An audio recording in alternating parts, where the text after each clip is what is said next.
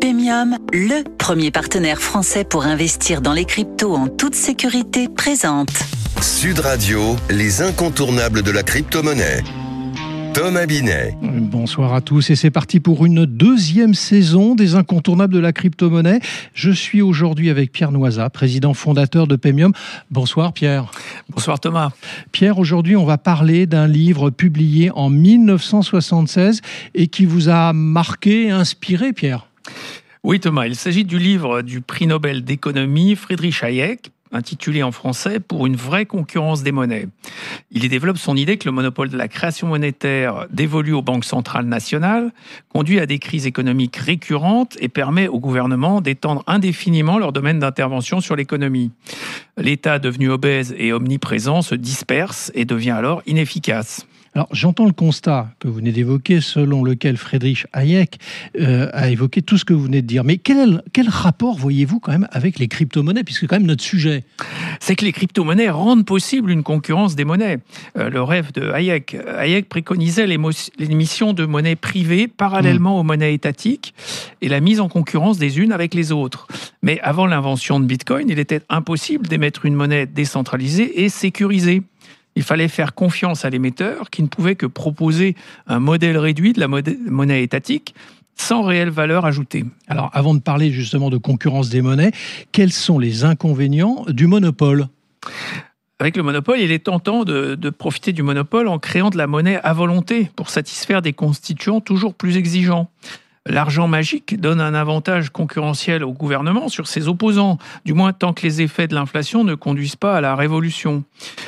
L'État se donne des moyens quasi illimités pour intervenir dans l'économie, mais la dette publique augmente pour engraisser les structures étatiques sans véritable mesure de leur efficacité.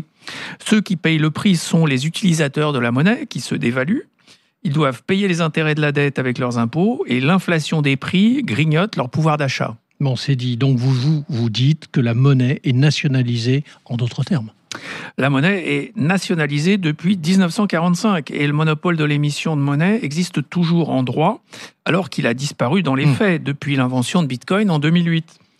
Bitcoin permet en effet à chacun de participer librement à un système monétaire indépendant et à l'abri de toute manipulation politique. Mais alors en quoi la concurrence des monnaies pourrait être problématique ?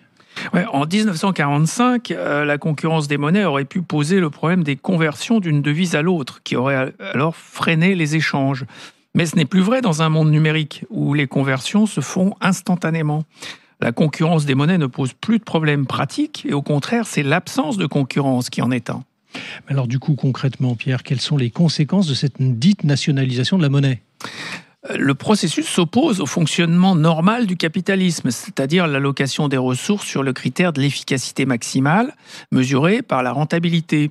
Ce fonctionnement est entravé et avec lui, le mécanisme de formation des prix est perturbé. Alors vous avez un exemple pour illustrer votre propos ? Les exemples de manipulation des prix par les gouvernements sont nombreux, que ce soit par l'encadrement de certains prix, les loyers, l'énergie, les divers bonus-malus, ou par des chèques cadeaux.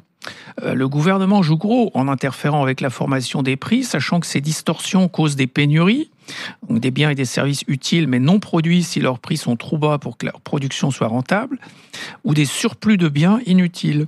On a pu l'observer dans les pays du bloc de l'Est avant la chute du mur de Berlin en 1989. Et lorsqu'il y avait un mur, personne ne voulait le franchir d'ouest en est. Mais alors comment s'en sortir, Pierre ?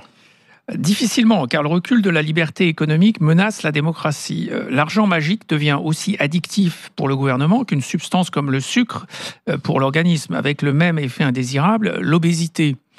L'État ainsi va naturellement et progressivement capter toujours plus de richesses pour soutenir son train de vie. Il n'est ni performant ni agile. La concurrence des monnaies s'opposerait à cette fuite en avant et obligerait sans doute l'État à se recentrer sur ses missions essentielles, appelées plus communément régaliennes. Merci Pierre pour votre analyse et nous vous redonnons rendez-vous mercredi prochain pour un autre numéro d'Ose Investir, les incontournables de la crypto-monnaie. Et pour ce qui me concerne, je vous donne rendez-vous dès dimanche matin à 9h27 sur Sud Radio. Sud Radio, les incontournables de la crypto-monnaie. Thomas Binet. avec Paymium, le premier partenaire français pour investir dans les cryptos en toute sécurité.